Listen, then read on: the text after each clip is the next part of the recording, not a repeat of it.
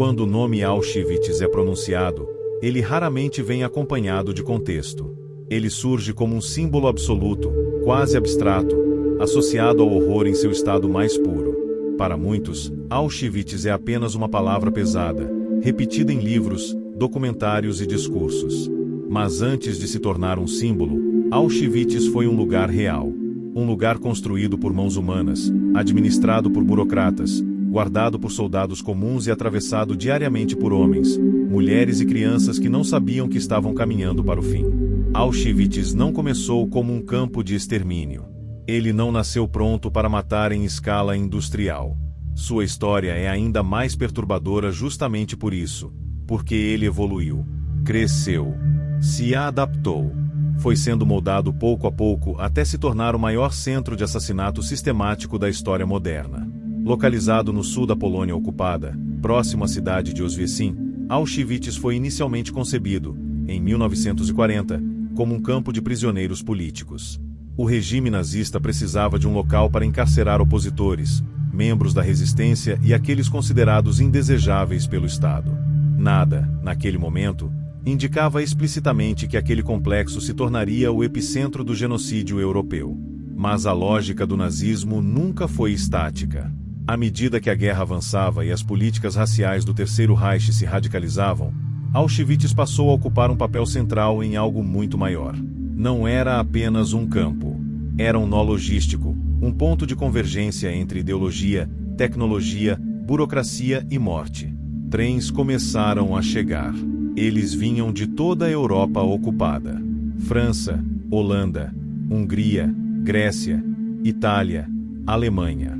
Vagões de carga abarrotados de pessoas, muitas vezes sem água, sem comida, sem ventilação. Viagens que duravam dias. Crianças chorando. Idosos desfalecendo. Mortes ainda antes da chegada.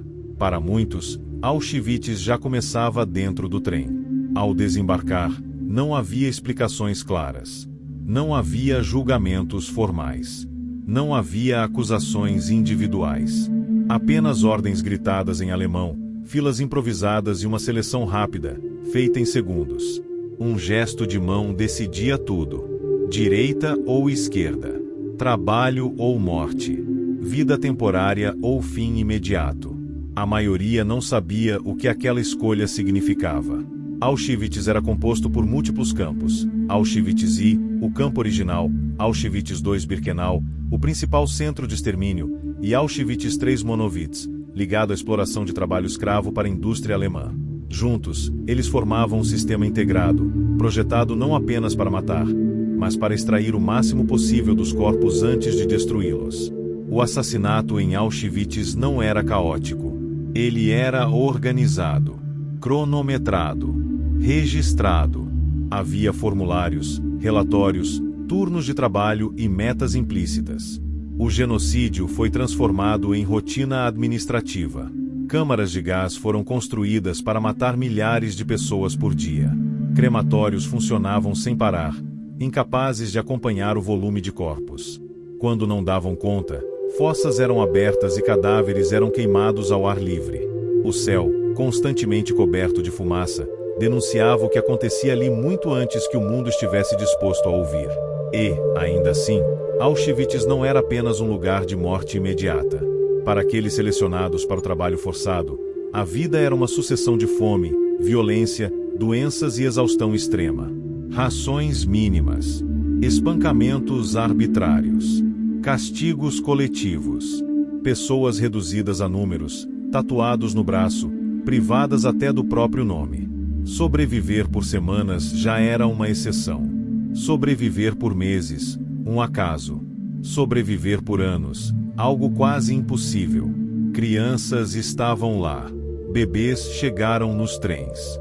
Muitos foram mortos no mesmo dia. Outros foram usados em experimentos médicos. Auschwitz também foi um laboratório humano, onde médicos nazistas testaram limites físicos, resistência à dor, hipotermia, infecções e esterilização forçada.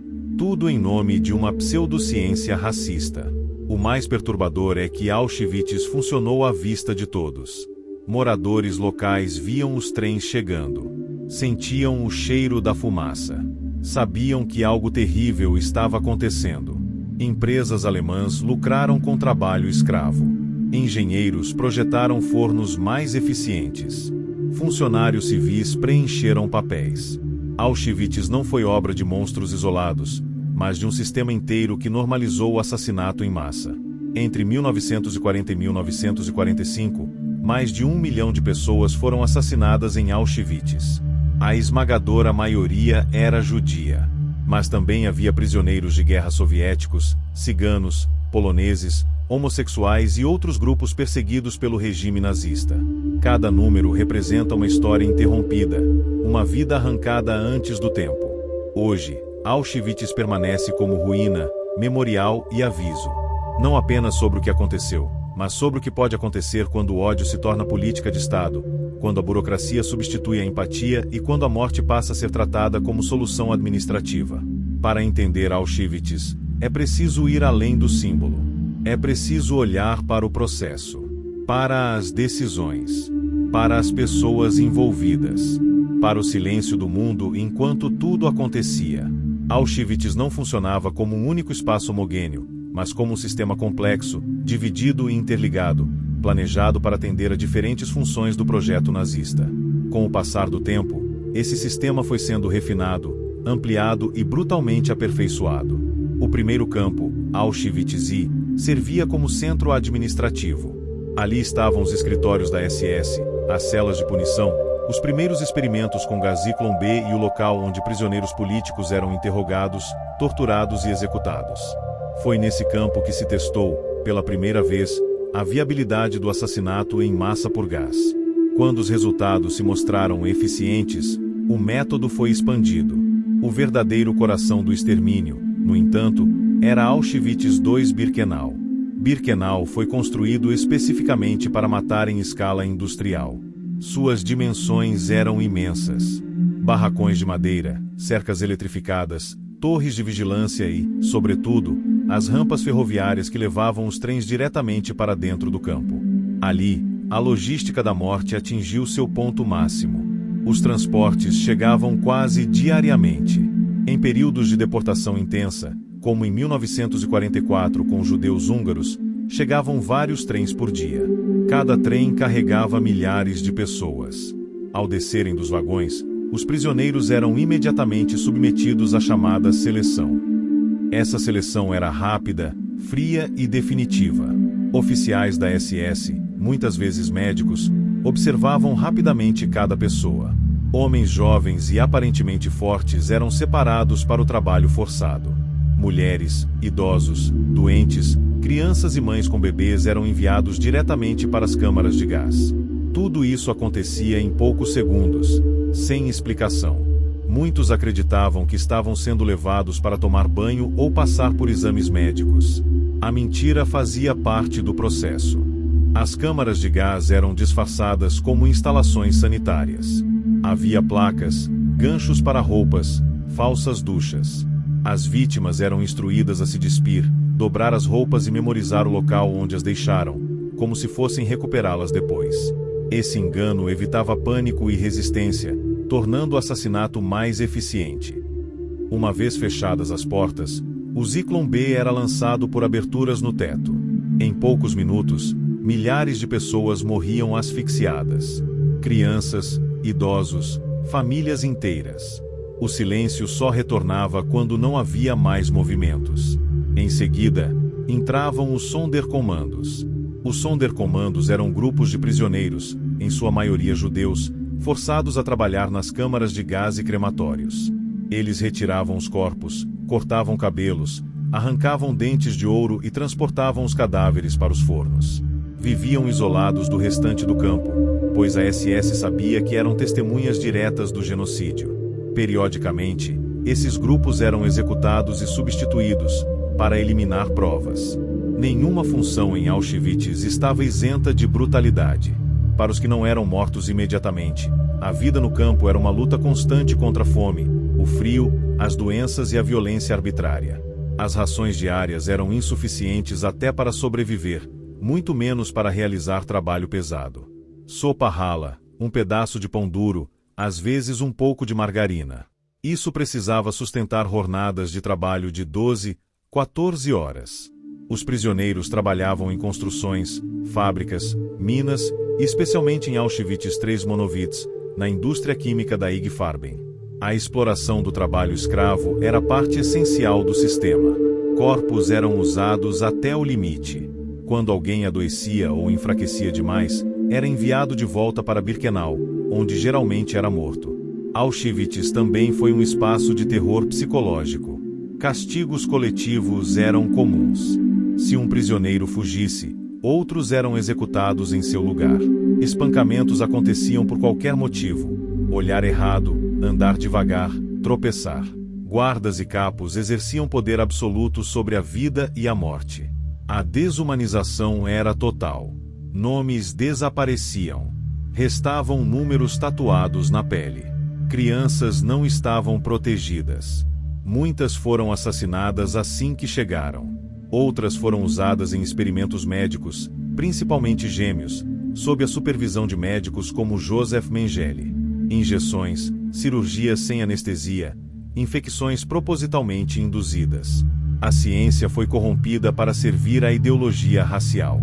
Mulheres eram submetidas à esterilização forçada. Prisioneiros eram usados como cobaias para testes de resistência ao frio, doenças infecciosas e novas drogas. Tudo isso era documentado, relatado e arquivado. Auschwitz funcionava como uma máquina. Uma máquina alimentada por ideologia, sustentada por burocracia e protegida pela indiferença do mundo exterior. Informações sobre o que acontecia no campo chegaram aos aliados ainda durante a guerra, mas foram tratadas com descrença ou consideradas exageradas. Enquanto isso, os trens continuavam chegando. Com o avanço do Exército Vermelho em 1944 e 1945, os nazistas tentaram apagar os rastros de Auschwitz. Crematórios foram destruídos. Documentos queimados. Prisioneiros forçados a marchas da morte rumo ao interior da Alemanha. Milhares morreram nessas evacuações, de frio, fome ou execução sumária. Quando soldados soviéticos finalmente libertaram Auschwitz, em janeiro de 1945, encontraram apenas cerca de 7.000 sobreviventes. Corpos esqueléticos, crianças órfãs, pessoas à beira da morte. O que restava do campo não era mais uma fábrica de assassinato em funcionamento, mas um cemitério a céu aberto. Auschwitz havia cumprido seu papel dentro da lógica nazista. Mas suas marcas não desapareceram com a libertação. Quando o portão de Auschwitz foi finalmente aberto, em janeiro de 1945, o mundo não encontrou um campo de prisioneiros comum. Encontrou um espelho sombrio daquilo que a humanidade é capaz de fazer quando a ideologia se sobrepõe à vida, quando o outro deixa de ser visto como humano. Os soldados soviéticos que entraram no campo relataram choque absoluto. Mesmo veteranos de batalhas brutais não estavam preparados para o que viram.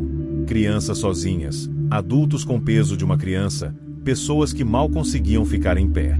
Muitos morreram dias após a libertação, pois seus corpos já haviam ultrapassado o limite da sobrevivência. Auschwitz não terminou com a guerra. Ele continuou existindo nos julgamentos, nos testemunhos, nas memórias dos sobreviventes e, sobretudo, no silêncio daqueles que nunca voltaram para contar suas histórias. Milhões de nomes desapareceram sem lápides, sem despedidas, sem registros completos. Em muitos casos, tudo o que restou foi um número. Após a guerra, o mundo tentou compreender Auschwitz. Tentou explicar como uma sociedade moderna, industrializada e instruída foi capaz de criar um sistema de assassinato tão meticulosamente organizado. A resposta nunca foi simples. Não foi apenas ódio, nem apenas loucura, nem apenas obediência cega. Foi um processo gradual. A desumanização veio antes da violência. As palavras vieram antes das armas. As leis vieram antes das câmaras de gás. Auschwitz foi o fim de uma longa estrada construída passo a passo, com pequenas concessões morais, com indiferença, com silêncio e com normalização do inaceitável. Os responsáveis por Auschwitz tentaram, em muitos casos, se esconder atrás da burocracia. Diziam estar apenas cumprindo ordens, apenas seguindo procedimentos, apenas fazendo seu trabalho. Mas Auschwitz prova que lembrar não basta. É preciso compreender que escolhas sempre existiram, mesmo nos regimes mais brutais. Alguns ajudaram, outros resistiram. Muitos escolheram não ver. Auschwitz também nos obriga a lembrar das vítimas como pessoas, não apenas como números.